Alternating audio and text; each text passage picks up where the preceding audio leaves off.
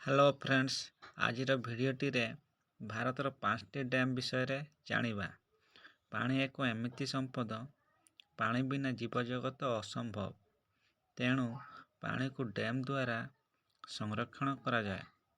ସେଥିପାଇଁ ବଡ଼ ବଡ଼ ଡ୍ୟାମ୍ ନିର୍ମାଣ କରାଯାଇଛି।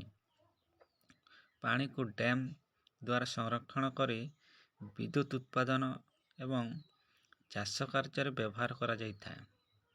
ତା ସହିତ କଳକାରଖାନା ଗୁଡ଼ିକରେ ମଧ୍ୟ ବ୍ୟବହାର କରାଯାଏ। ଭାରତରେ ବଡ଼ ବଡ଼ ପ୍ରସିଦ୍ଧ ଡ୍ୟାମ୍ ରହିଅଛି।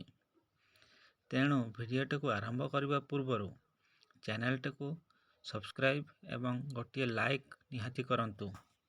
ନମ୍ବର 5 ନାଗାର୍ଜୁନ ସାଗର ଡ୍ୟାମ୍, ତେଲେଙ୍ଗାନା।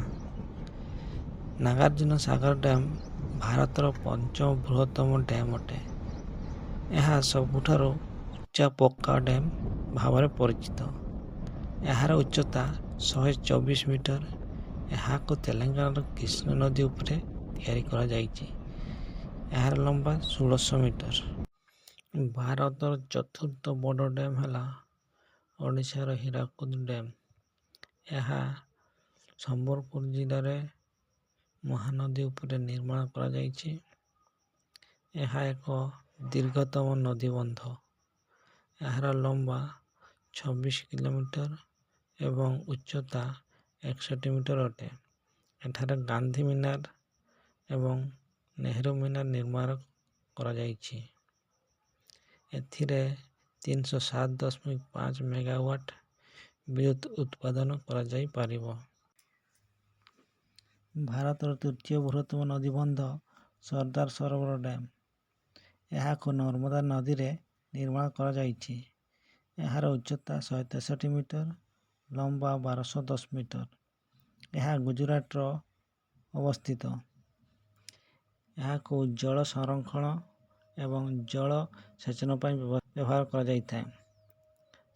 ସର୍ଦ୍ଦାର ସରୋବର ଡ୍ୟାମ୍ କଚ୍ଛ ଏବଂ ସୌରାଷ୍ଟ୍ରକୁ ମରୁଡ଼ିରୁ ରକ୍ଷା କରିଥାଏ।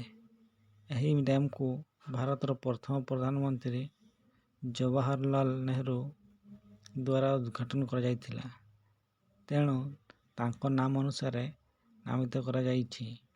ଏଥିରେ 1485 ମେଗାୱାଟ୍ ବିଦ୍ୟୁତ୍ ଉତ୍ପାଦନ କରାଯାଇଥାଏ। ଭାରତର ଦ୍ୱିତୀୟ ବୃହତ୍ତମ ଡ୍ୟାମ୍ ଭାକ୍ରାନଗର ଡ୍ୟାମ୍।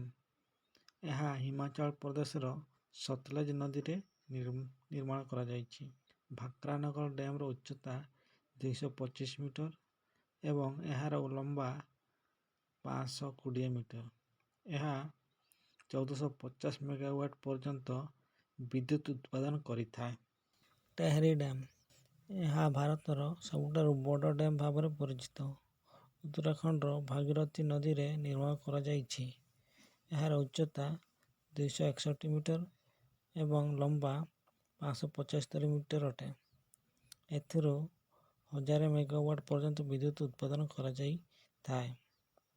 ଏହା ଭାରତର ସବୁଠାରୁ ଉଚ୍ଚତମ ଡ୍ୟାମ୍। ଇଏ ଥିଲା ଆମ ଭାରତର ଟପ୍ 5 ବଡ଼ ଡ୍ୟାମ୍। ଭିଡ଼ିଓଟି ଯଦି ଭଲ ଲାଗିଲା ତେବେ ଗୋଟିଏ ଲାଇକ୍ କରନ୍ତୁ। ପୁଣି ଦେଖା ହେବ ନେକ୍ସଟ ଭିଡ଼ିଓରେ। ଧନ୍ୟବାଦ।